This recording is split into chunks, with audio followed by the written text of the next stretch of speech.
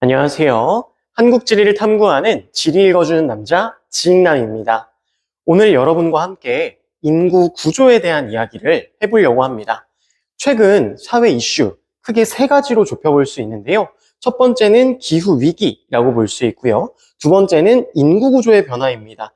대표적으로 저출산과 다문화 이야기해 볼 수가 있겠고요. 마지막으로는 4차 산업혁명이 있죠. 그 중에서도 오늘은 여러분과 저출산 그리고 고령화를 읽어내기 위해 우리의 인구 구조가 어떻게 변화해 왔고 앞으로 어떻게 변화할지 예측해보는 시간을 가져보려고 합니다. 바로 인구 변천 모형을 토대로 우리의 인구 구조를 예측해 볼 건데요. 이게 왜 중요할까요? 그렇죠. 우리의 미래를 예측하고 우리가 우리 삶을 대비해야 하기 때문입니다. 자, 앞에 선생님이 신생아실의 모습을 가져왔어요. 여러분 무엇이 보이시나요? 여기 신생아실을 보면 어린 아이들이 누워 있어야 하는데 지금 8개의 침대 중에 총 3개의 침대에만 아이가 누워 있습니다. 그리고 여기도 하나, 둘, 셋, 11개 중에 4명이 누워 있다. 이렇게도 볼 수가 있죠. 그러면 아이들이 지금 출산되지 않고 있구나라는 것을 알 수 있을 텐데요. 왜 우리나라는 이렇게 아이를 낳지 않는 저출생 현상이 발생하고 있는가? 그에 대해서도 살펴보려고 합니다. 그래서 우리나라는요, 2021년부터 2024년까지 우리 합계 출산율이 점차 감소해 왔어요.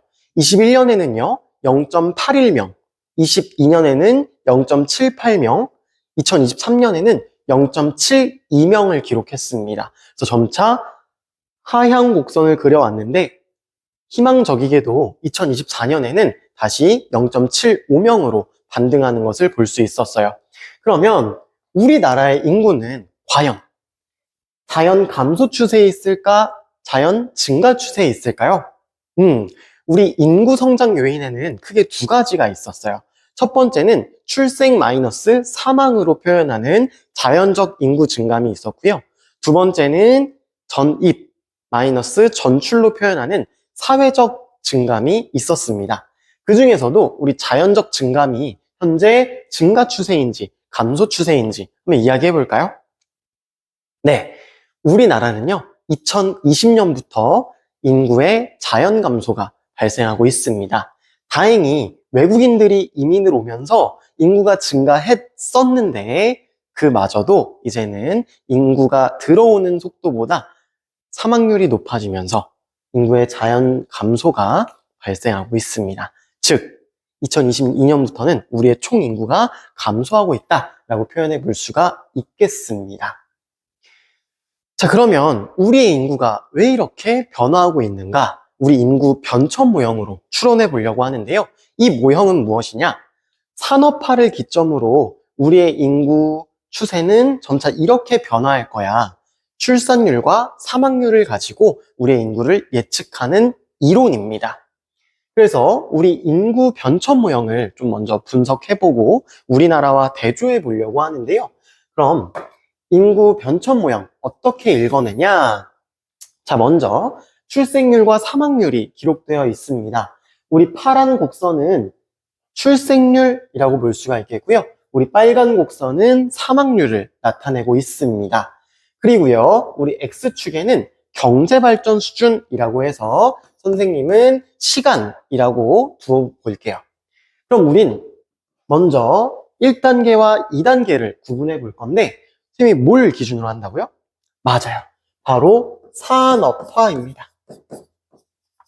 자, 그럼 1단계는 산업화 이전이라고 볼 수 있어서요. 바로 농업사회라고 해석해 볼 수가 있어요. 그럼 우리 농업사회 한번 생각해 볼까요, 여러분? 농업사회에는 농사를 지어야 되죠. 밭도 갈아야 되고요. 우리 모도 심어야 되고요. 물도 대야 되고요. 또 이걸 수확도 해야 합니다. 많은 노동력이 필요하다는 거예요. 그럼 우리 농업사회에는 자녀가 바로 노동력의 역할을 했다. 그래서 우리 과거에 우리 조상들을 보면 한 가족에 이제 어머니, 아버지 계시고 그 아래 자녀가 이제 10명, 8명 굉장히 많은 대가족을 이루면서 살아왔잖아요. 바로 자녀가 노동력이었기 때문이다. 그런데 출산율이 높은 만큼 뭐도 많을까요? 사망률도 높습니다. 그 이유가 뭐예요? 아이가 딱 나왔는데 산모를 케어하지 못하거나 아이가 감염병에 노출된다거나 그리고 또 이 어린 아이들은 면역력이 약하잖아요. 그래서 커가기 전에 사망할 수도 있죠. 즉, 의학 발달이 아직 이뤄지지 않았고요. 또 우리의 생활 수준도 굉장히 낮다라고 볼 수가 있습니다. 그래서 사망률이 높고 출산율이 모두 높기 때문에 이때에는 인구가 크게 증가하지 않았다라고 볼 수 있어요. 그래서 지금 노란 색깔 선이 인구 증가율이잖아요. 그래서 우리 인구 증가율이 굉장히 낮다는 거 알 수 있습니다. 그럼 산업화 시기로 넘어오도록 할게요. 산업화 시기에는 어떤 일이 벌어졌냐? 공장을 가동하면서 비누를 만들어내기도 하죠. 그러면 우리의 위생시설이 점차 높아지면서 감염병에 걸릴 확률도 줄어들게 될 거예요. 즉, 생활 수준이 증가하게 되었고요. 또 여기 옆에서 의학이 발달하지 못했는데 산업화 시대로 넘어오면서 점차 의학이 발달하게 되었다라고 하는 것을 알 수가 있어요. 그에 따라 뭐가 감소했을까요? 맞아요. 사망률이 감소하게 됩니다. 그러면 출산율은 그대로 높은데 사망률만 감소하니까 인구는 점차 증가하게 되겠죠. 그래서 출생률과 사망률 사이, 이 사이를 자연 증가라고 볼 수가 있습니다. 그럼 이제 3단계로 넘어올 텐데요.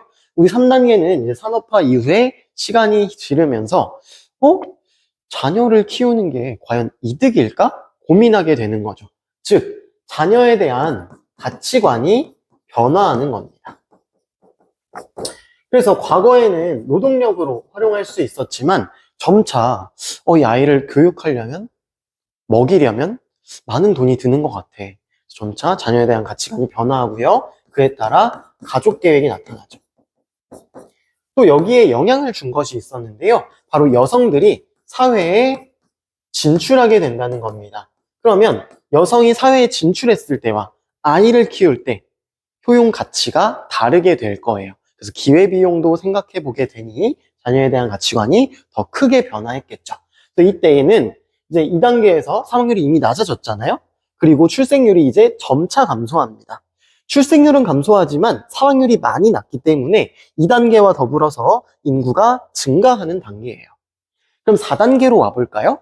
이제 4단계는 출생률도 낮고요. 사망률도 낮은 단계입니다. 그럼 1단계와 동일하게 인구가 크게 증가하지 않는다라고 볼 수가 있어요. 자, 이제 5단계로 가볼게요. 5단계는요, 굉장히 선진국에서 나타나고 있는데요. 독일이나 일본이 그렇고, 이제 우리나라도 이곳에 접어들 것 같습니다. 자, 어떤 단계냐? 지금 사망률이 이제 쭉 그어져 있고요. 그 아래로 출생률이 달리고 있습니다. 그 말은 뭐냐? 사망률보다 뭐가 높다는 거예요? 죄송합니다. 사망률이 출산율보다 높다는 거죠. 그러면 죽는 사람이 태어나는 사람보다 많으니까 인구는 감소하게 될 거예요. 이때 우리가 인구의 자연 감소가 나타난다라고 합니다. 그러면 인구의 자연 감소가 나타나면 어떤 현상들이 발생하냐? 바로 인구가 고령화됨에 따라서 그 지역의 중위 연령이 점차 높아질 거예요. 그럼 일할 사람이 없어지면서 노동력이 부족해지겠죠. 사람들이 더 이상 노동하지 않고 돈을 벌지 않아요. 그럼 사람들이 저축만 하겠죠? 소비가 줄어들면서 경제 침체 우려가 발생하게 됩니다. 그래서 우리 일본이나 독일 같은 경우 이 저출산 고령화 문제를 해결하려고 다양한 노력들을 하고 있거든요. 그것들이 우리에게도 필요하다라고 볼 수가 있겠습니다. 그럼 우리나라의 인구 변천 살펴보도록 하겠습니다. 우리나라의 인구 변천은 특징적으로 이제 일제강점기가 도래하면서 이 일제강점기에 이제 일제가 뭐 의학도 보급하고 생활순위 점차 늘어나게 하는 일들을 했습니다. 그래서 뭐 경전철을 뚫는다거나 하는 일들을 했지요. 그래서 우리 일제강점기에 의학이 발달하고 생활순위 향상되게 되었다. 그래서 이때는 점차 사망률이 감소하게 되고요. 출산율은 그대로 높은 시기예요. 왜? 우리 조선 사람들은 농업사회, 농업 인구로 자리했으니까요.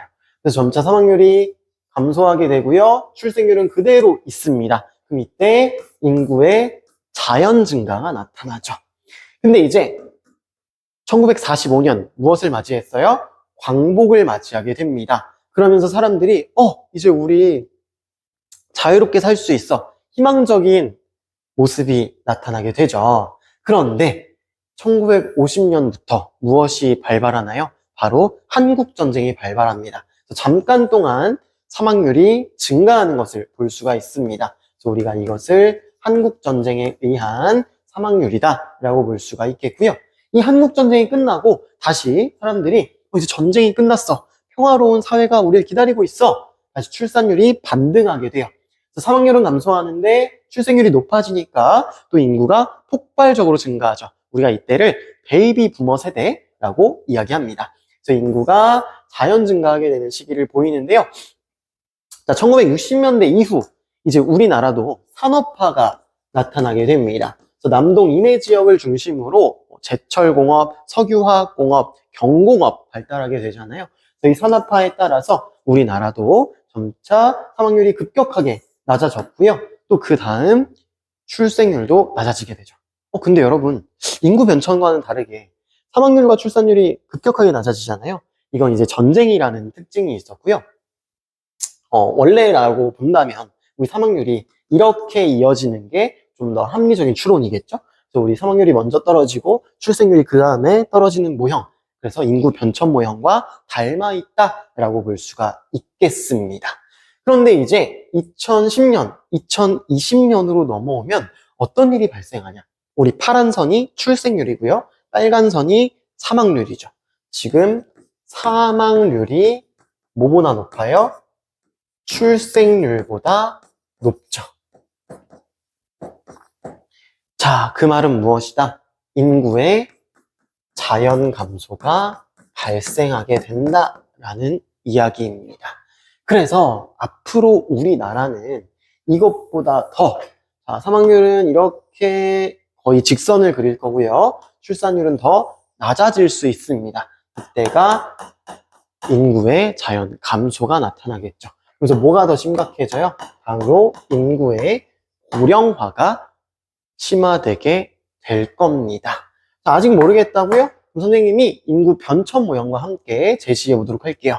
우리의 인구 변천을 다소 압축시킨다면 비슷한 모형을 볼 수가 있습니다. 선생님이 아까도 말했지만 이때는 한국 전쟁이 있어서 이런 그래프가 나오고 우리가 한국 전쟁이 없었다면 이렇게 내려가는 것이 합리적인 추론이다. 그래서 지금 사망률이 비슷하게 내려가고 있고요. 출생률도 급격하게 내려가고 있죠. 근데 우리나라는 좀 특징적이게도 이 출생률이 더 기하급수적으로 줄어들고 있어요. 그래서 2023년 0.72명을 기록했다고 했잖아요. 이 말은 뭐냐면요. 여성이 낳을 것으로 예상되는 신생아 수가 0.72명이라는 거예요. 선생님, 한 명이 0.72명 낳으면 괜찮은 거 아니에요? 자, 우리 결혼을 2명이서 하죠. 네. 그래서 우리 2명이 만나서, 우리 남자와 여자가 만나서 0.72명을 낳는다는 거예요. 그러면 2명이 0.72명을 낳는다는 거고요. 또 인간이 자연사일 수도 있잖아요. 원래 우리 출생률은 2.1명 정도가 돼야 그 사회가 유지된다라고 표현을 합니다. 근데 우리는 0.72명이라고 하는 거니까 굉장히 급속도로 침체가 발생할 수 있는 문제를 안고 있죠.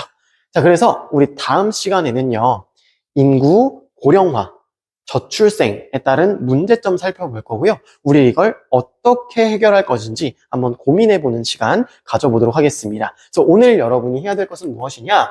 이 인구 변천 모형과 우리나라의 인구 변천을 살펴본 뒤에 우리나라의 인구가 앞으로 어떻게 되겠구나 한번 추론해 보시면 좋을 것 같아요. 네, 우리 지금까지 고생 많으셨고요. 우리 다음 시간에 만나도록 하겠습니다. 우리 질 읽어주는 남자 지익남이었습니다.